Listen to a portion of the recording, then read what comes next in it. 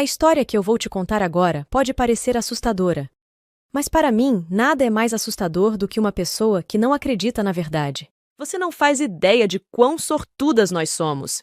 Encontrar uma casa deste tamanho no centro da cidade por esse preço de banana é um baita negócio. Mulher, você nunca viu filmes de terror? Quando uma casa está muito barata, é certeza de que há fantasmas ou demônios nela. Ah, e pelo cheiro, alguém morreu aqui também. Que cheiro horrível! Eu quero voltar para a nossa antiga casa. Eu não quero ter que aprender a me locomover nesse lugar fedido. Eu sei que você está chateada com a nossa mudança. Sei que você não queria ir embora de São Paulo e vir morar no interior. Sei que você sente falta do seu pai. O divórcio não era algo que você queria. Mas tente me entender. Isso aqui é um novo começo para nós duas. E você vai poder visitar o seu pai nas férias. E os meus amigos? E a escola nova?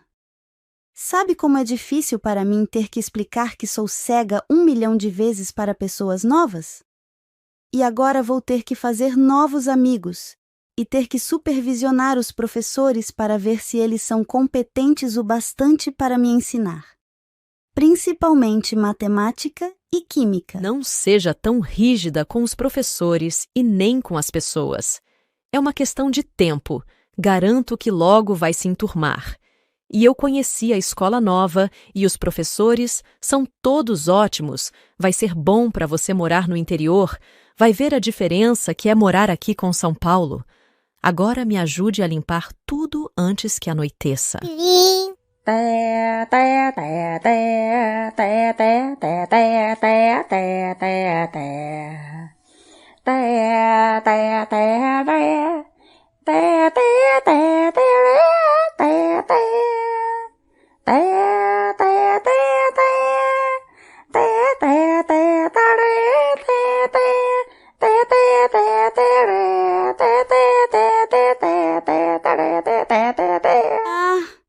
Ninguém aguenta essa coruja cantando.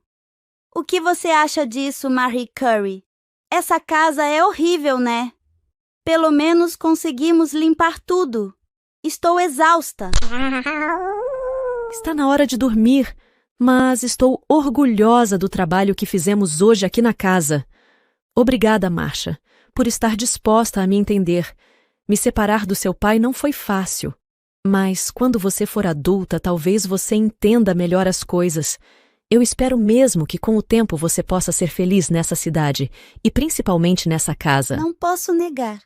Eu sinto falta de vocês dois juntos. Nosso apartamento em São Paulo era menor que a casa aqui do interior. Tudo era mais barulhento. Há buzinas na rua, os carros acelerados, o barulho do trânsito me acordando de manhã.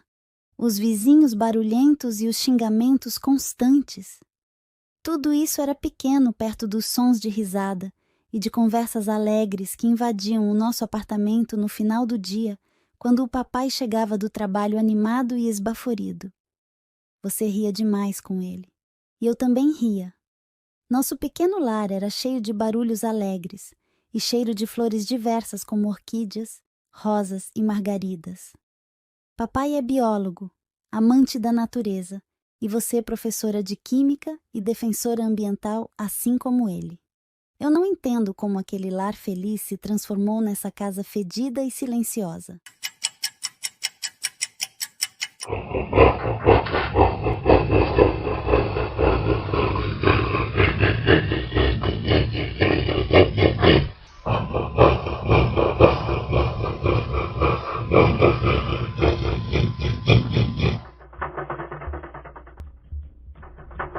Marie, que barulho foi esse? Aonde você está? Estou assustada. Mamãe, cadê você? Você está dormindo? Eu não consigo saber o que está acontecendo.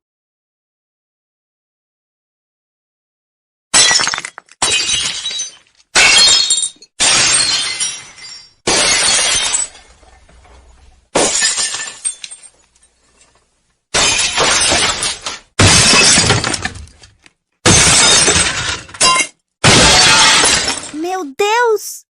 O que é isso? Mãe! Eu tô perdida. Tenho que voltar para o meu quarto. Eu vou correndo voltar a dormir.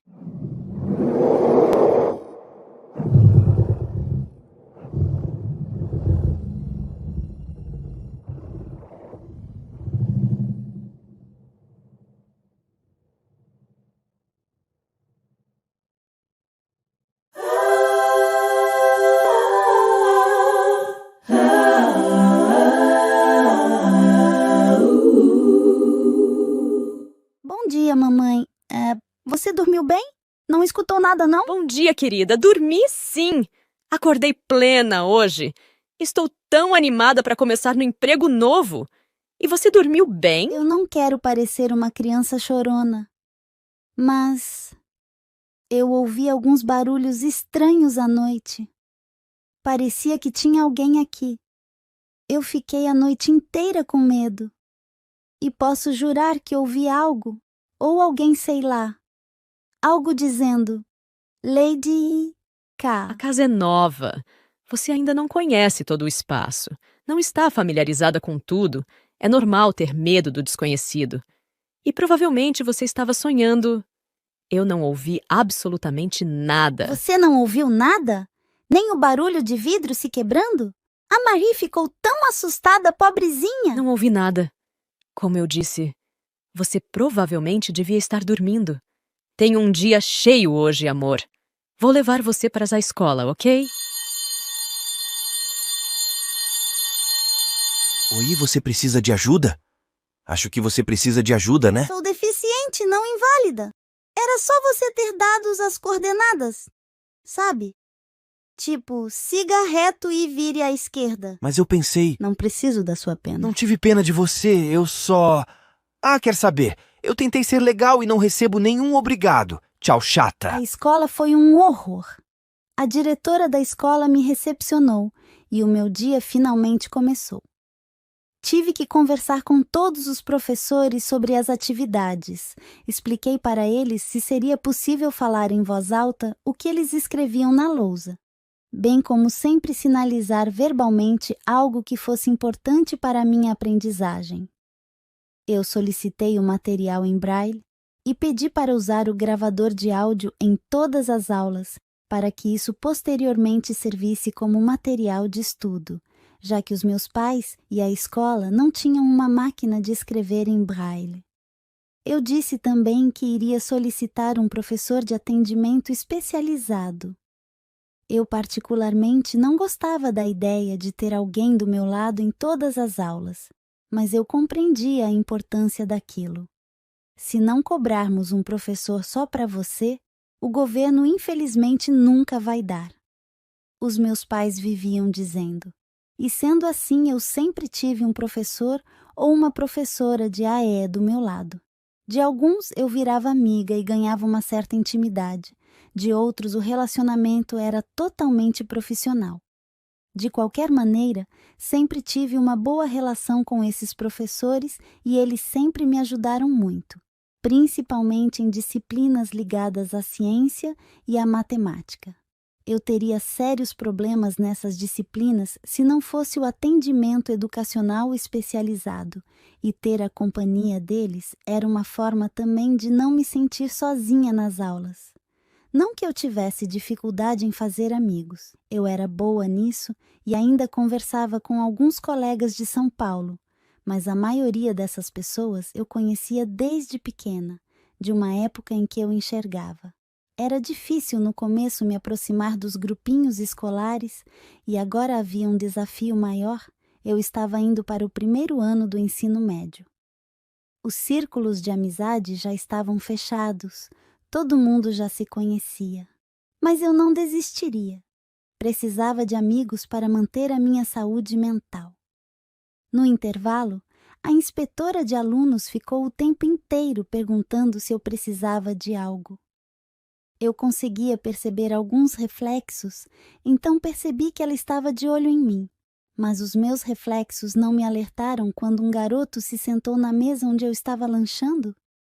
Eu logo reconheci a voz do menino. Oi, você é Masha, certo? Acho que começamos mal. Como sabe o meu nome? Estamos na mesma sala. Sou o João João. João João? O meu nome. Me desculpa por mais cedo. Eu não quis te ofender.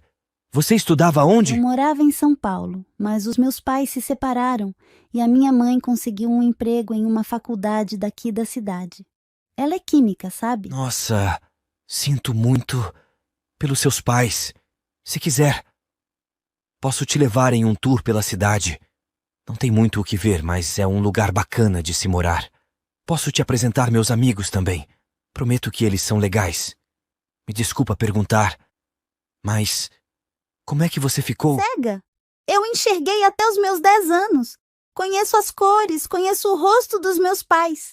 É claro que com o tempo eles devem ter mudado, mas eu gosto de imaginar.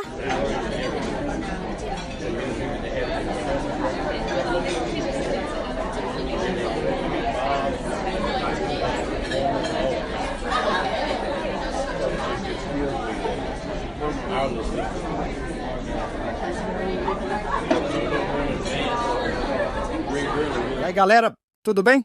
Quem é a É gatinha? a minha nova amiga, Marcia. Eu preciso ir, mas a gente se fala mais tarde. Foi legal conversar com você, João.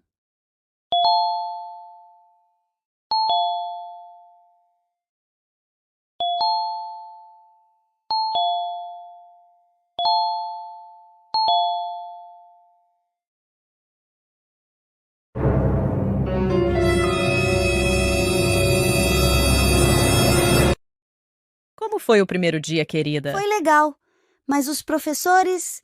Enfim, estou atrasada no conteúdo. Vou ter que estudar muito até conseguir um professor auxiliar. Não se preocupe, querida. Vamos dar um jeito nisso. Você não será prejudicada. Eu prometo. Fez algum amiguinho? Acho que sim. Tem um garoto bem simpático na escola. Ah, que ótimo, querida. E como ele se chama? João. Eu sei, é um nome engraçado. E hoje à tarde ele me falou algo. O que, querida? Nada não. Esquece.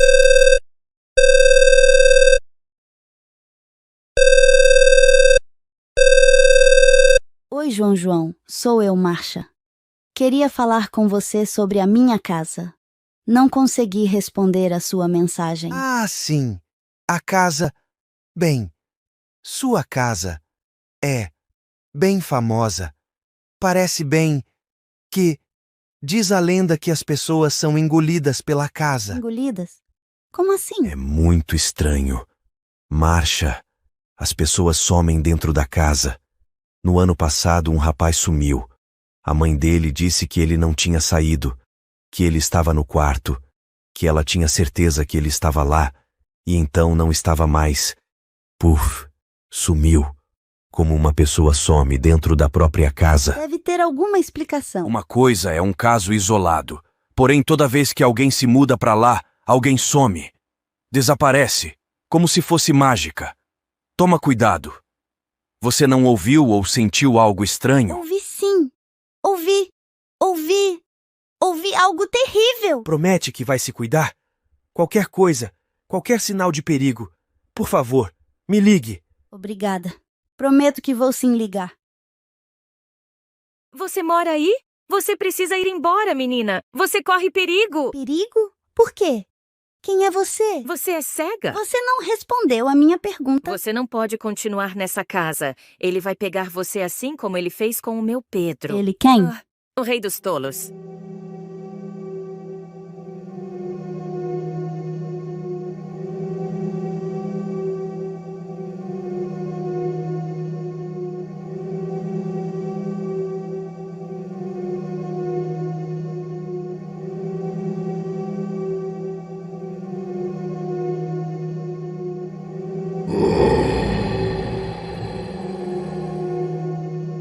Eu não sou essa Lady Kay. Saia da minha casa agora. Não estou entendendo nada do que você está falando. Nada mesmo. Não estou entendendo nada do que você está falando. Você quer que eu leia o livro para você?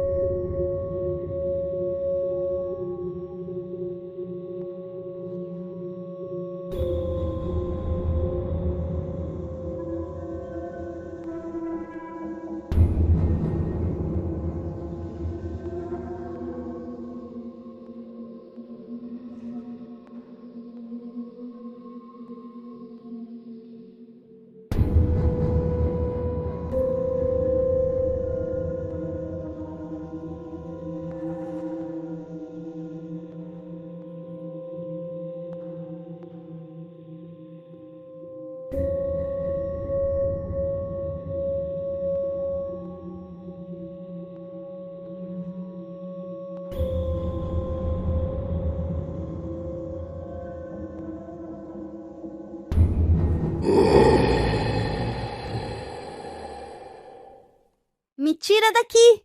Socorro!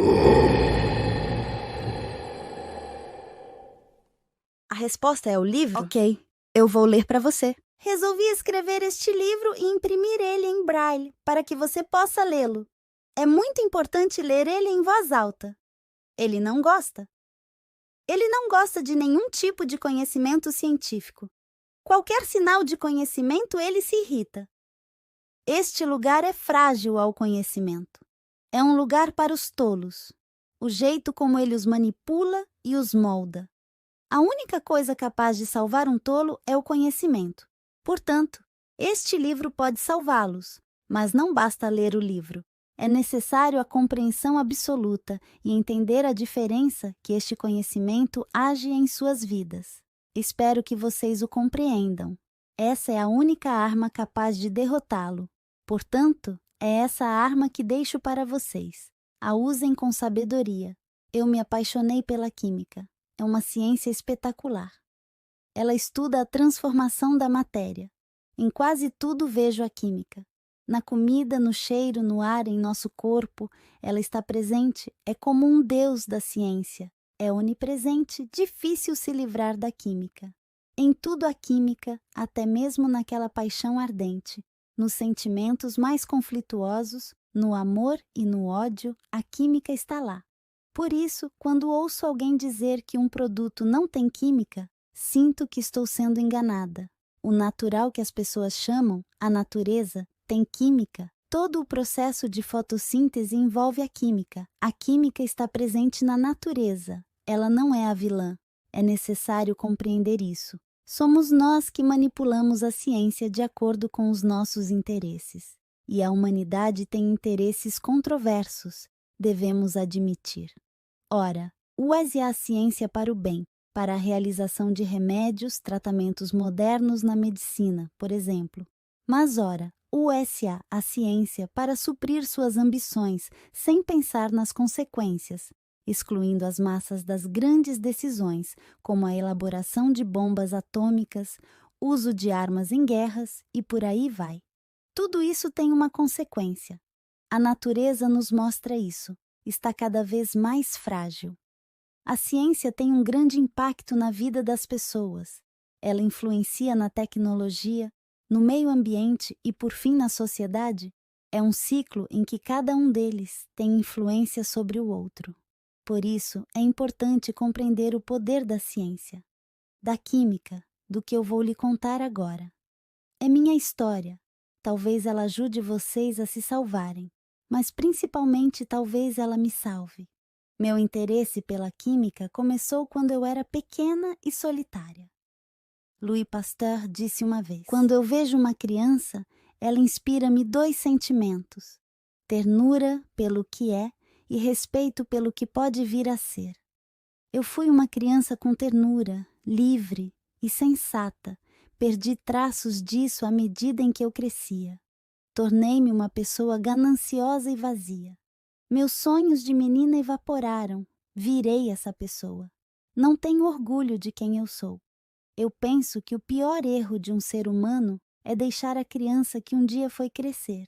Perder essa criança e os seus sonhos infantis é, por fim, decepcionar a si mesmo. Eu realmente me apaixonei pela química. Minha mãe era química. Ela me contava sobre os átomos e sobre como haviam bilhões de átomos compondo o mundo.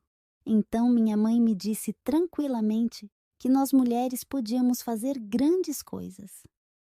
Ela não me dava bonecas, não me ensinava a ser uma princesa. Ela dizia que um dia eu seria quem eu quisesse ser. Então, certa noite, me contou a história dessa mulher e de como ela mudou o mundo e mudou a minha história também. Ela me contou sobre uma polonesa que, em tempos difíceis para mulheres, conseguiu revolucionar a ciência. Ela sempre foi incentivada a estudar e, portanto, conseguiu se formar em física e matemática.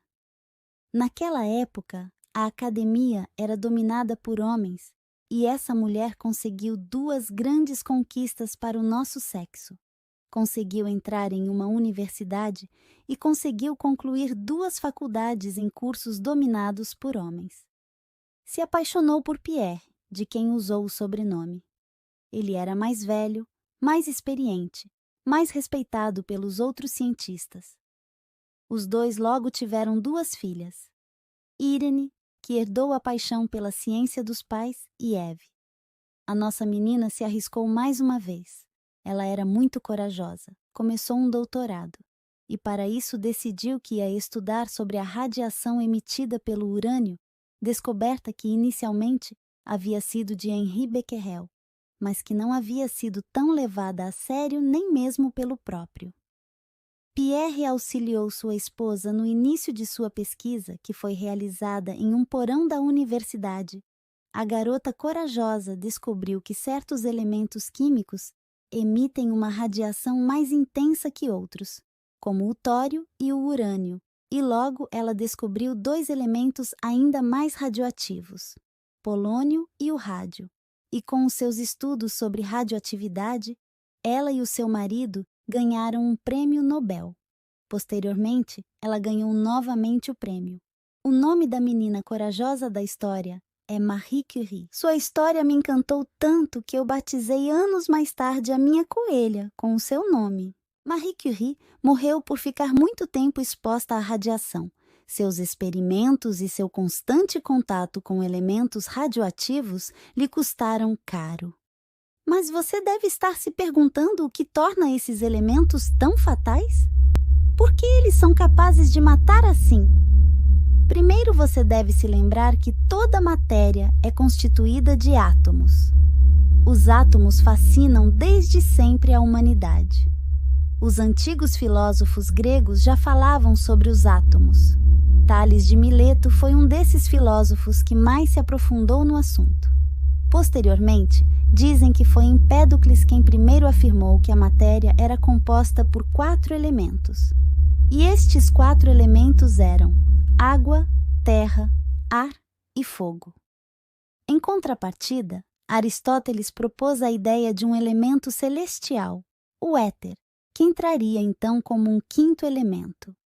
Com o passar dos anos, a alquimia ganhou força e tinha um caráter místico, já que sua principal ambição era o elixir da vida eterna, a pedra filosofal e transformar metal em ouro.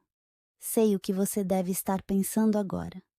Então, 103, a alquimia, era uma espécie de bruxaria, e sim, pairava um pouco essa névoa de misticismo sobre a alquimia. Mas os experimentos dos alquimistas se expandiram tanto que AOS, poucos a química foi ganhando a imagem que hoje conhecemos. Porém, é necessário lembrar que a história da química foi um processo longo, cheio de conquistas, debates, erros e acertos. Não foi algo individual. As pesquisas eram sempre resultado de uma outra pesquisa feita anteriormente. Temos uma mania de achar que os cientistas são gênios, pessoas com uma sabedoria incomum, mas a verdade é que fazer pesquisa não é uma tarefa fácil. Há muitos mais erros do que acertos, e ninguém descobre nada sozinho. Há sempre alguém que auxilia, que fica por trás, pesquisas que influenciam, conversas com colegas de profissão que são capazes de modificar todo o processo de uma pesquisa. É muito importante compreender que a ciência não é feita sozinha e não é feita do dia para a noite. É preciso investir tempo e dinheiro para que uma pesquisa tenha resultados satisfatórios. Com o passar dos anos, passamos a entender a estrutura dos átomos. Você provavelmente sabe que o átomo tem seu núcleo formado por prótons, que são partículas positivas, e por nêutrons, partículas sem carga. A quantidade de prótons em um elemento químico, o seu número atômico, determina como será o comportamento desse elemento em relação a OS+. O urânio, nosso elemento radioativo, possui 92 prótons. Portanto, ele é um elemento pesado, diferente do hidrogênio que possui apenas um próton no núcleo, tornando-o um elemento leve. Mas o número de nêutrons no núcleo atômico pode variar, e dessa maneira acontece que às vezes o mesmo elemento químico possui massas diferentes. Isso é chamado de isótopos. O hidrogênio, por exemplo, possui 3 isótopos. O hidrogênio que possui apenas um próton, o deutério com um próton e um nêutron, e o trício com um próton e 2 nêutrons. Percebe? Temos o mesmo elemento químico, mas com um núcleo atômico com um peso diferente.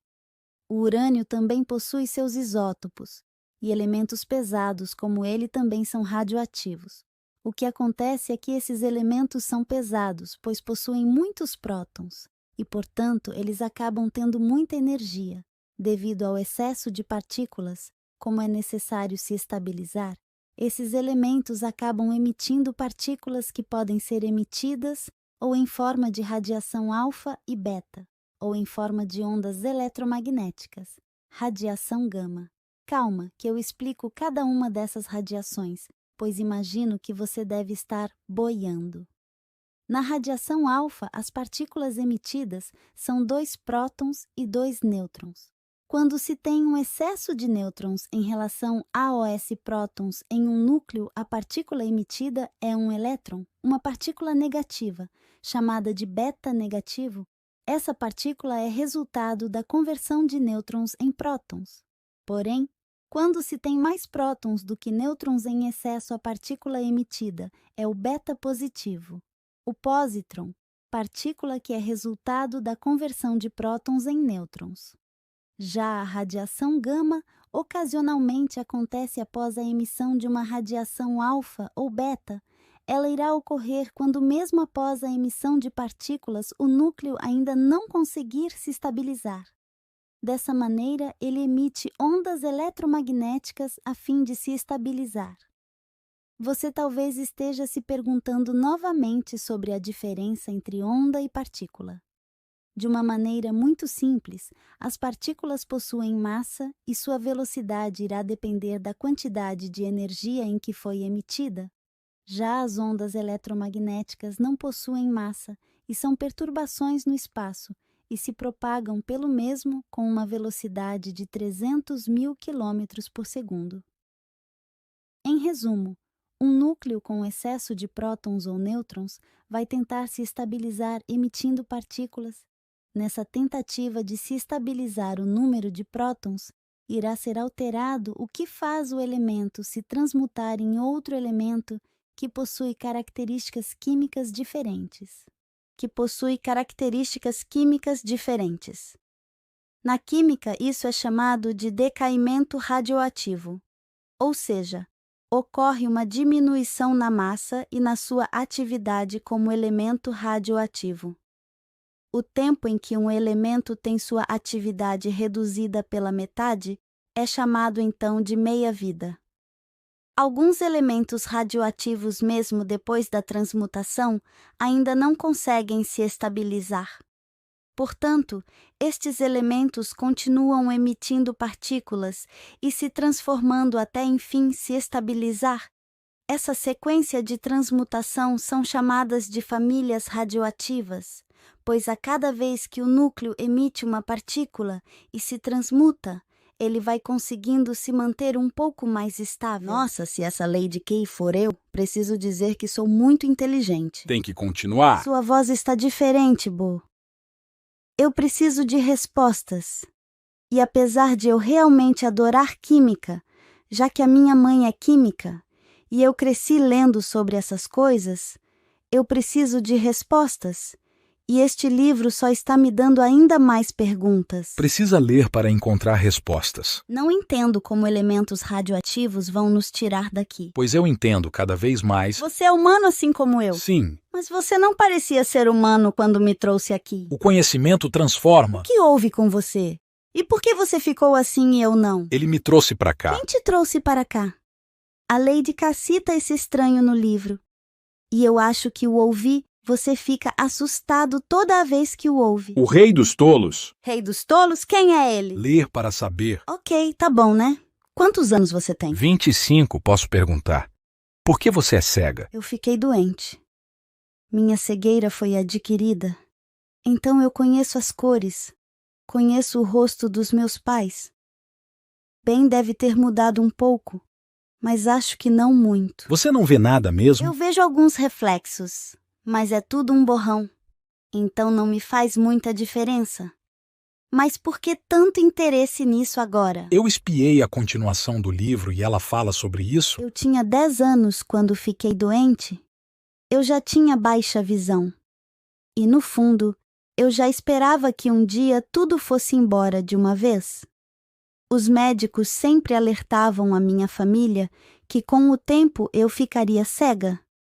Eu passei minha infância esperando por esse momento, o momento em que tudo se apagaria.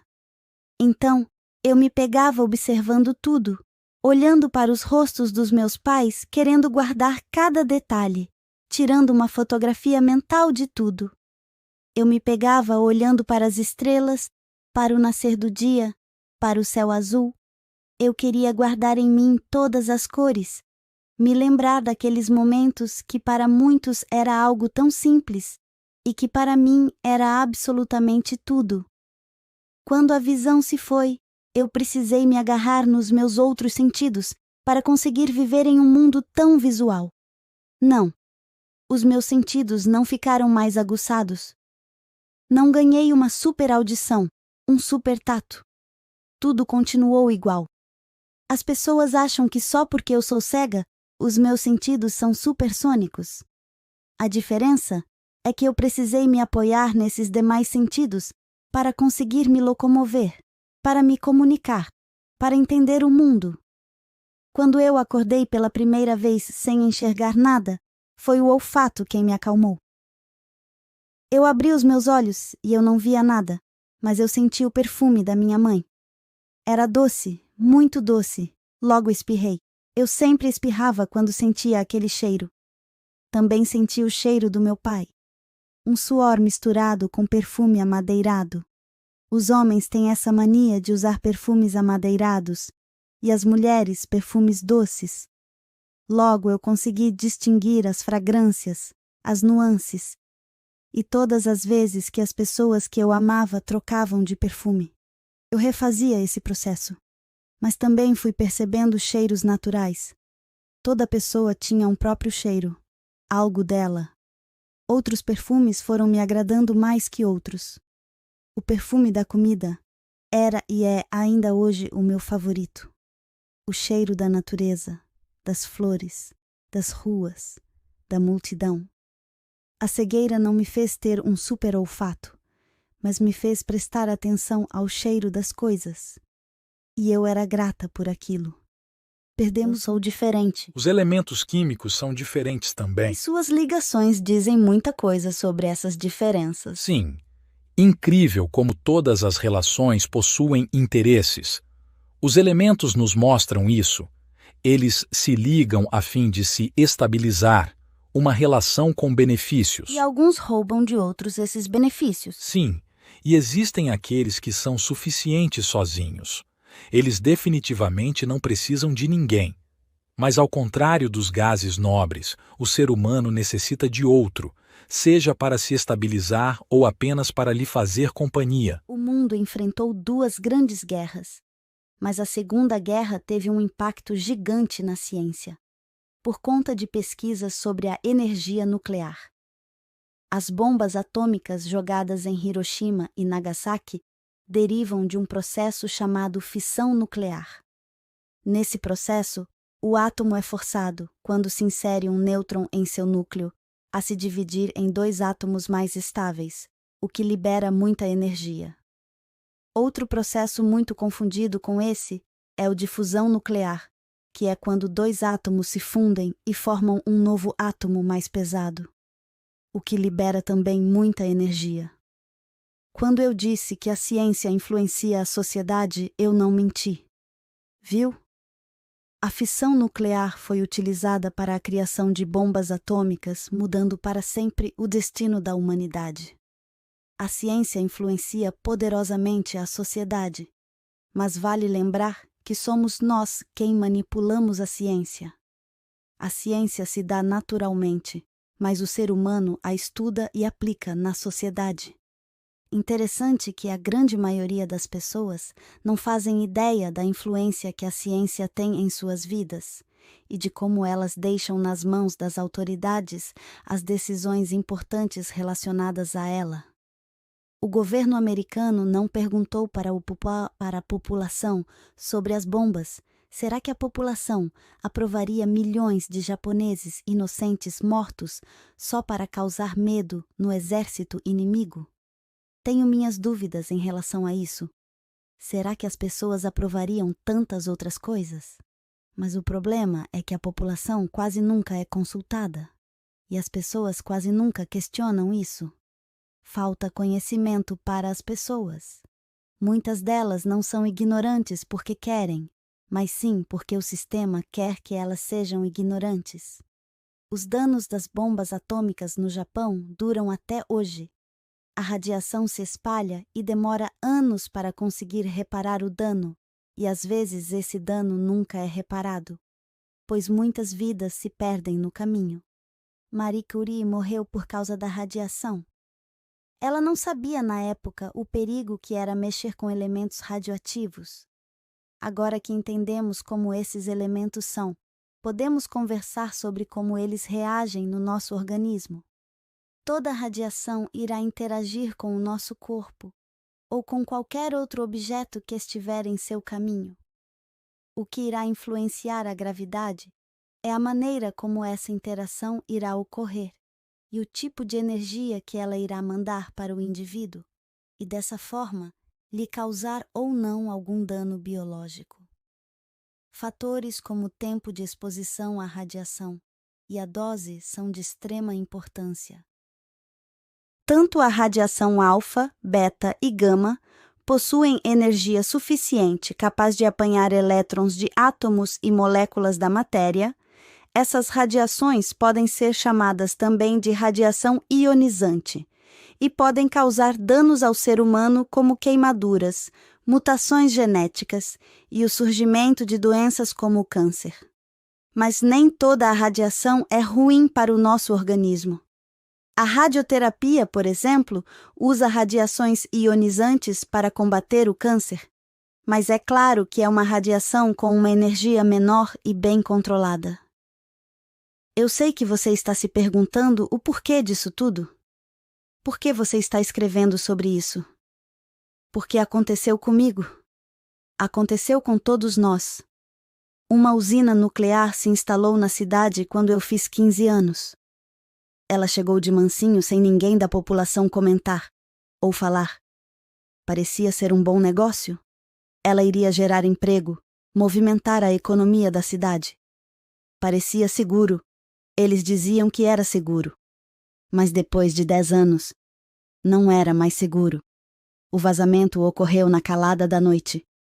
Em pouco tempo, a cidade ficou isolada em quarentena. E a negligência das autoridades com as pessoas gritou.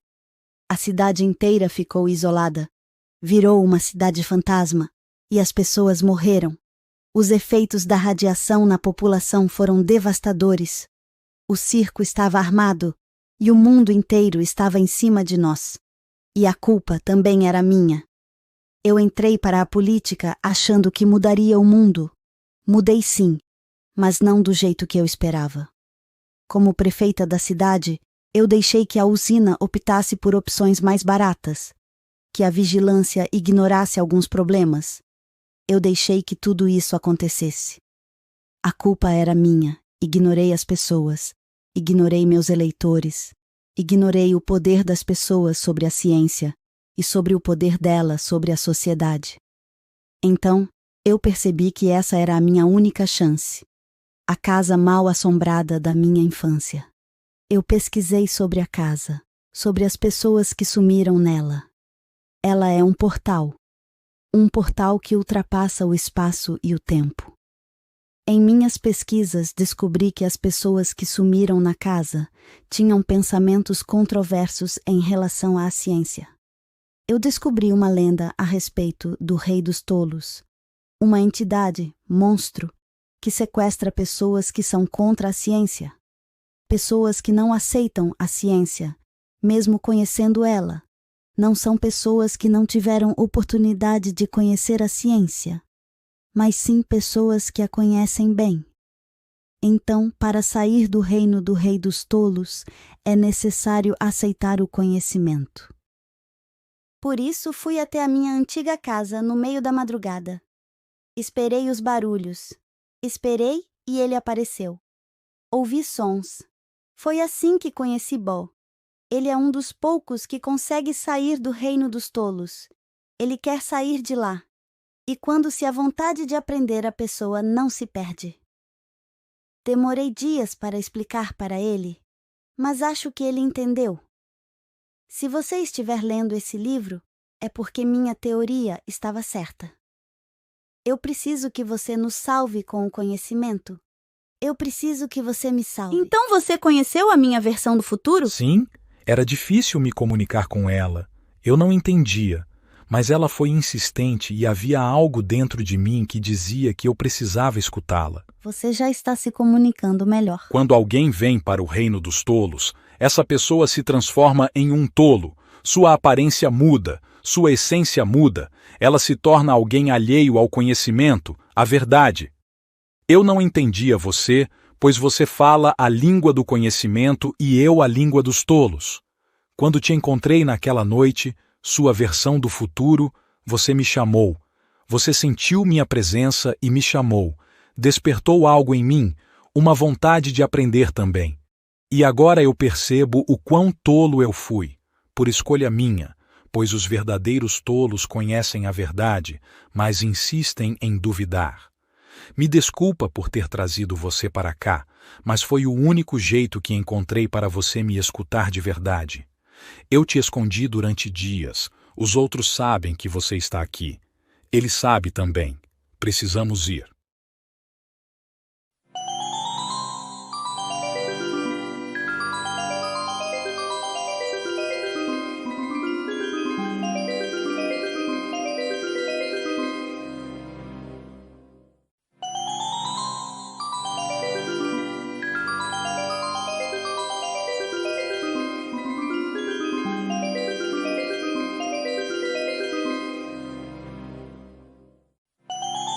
Meu nome é Pedro. Eu morava aqui antes de você. Muito obrigado por me salvar. Espero que tenha aprendido muito com o livro também.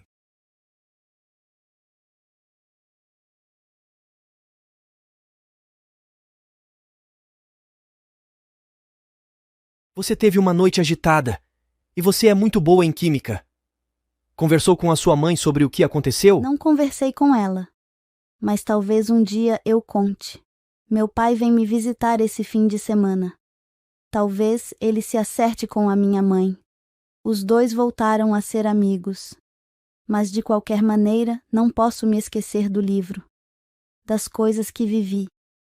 Preciso sempre me lembrar, e assim evitar essas coisas. Pois sei que o rei dos tolos continua lá, me esperando caso eu cometa algum erro. Você só errou em uma coisa. Na sua tabela periódica você errou o símbolo do potássio. Você colocou um P com as suas mudanças, mas o símbolo do potássio é o K. E quem liga para o potássio? Eu ligo. O potássio é um elemento muito importante, um mineral riquíssimo e super importante para a saúde. Todos os elementos são importantes para alguma coisa. Você vai mesmo continuar ignorando o potássio? Não me importo. Pois saiba que daqui para frente eu irei te chamar de Lady K, Senhora Potássio. Assim você nunca mais vai ignorar um elemento importante quanto esse.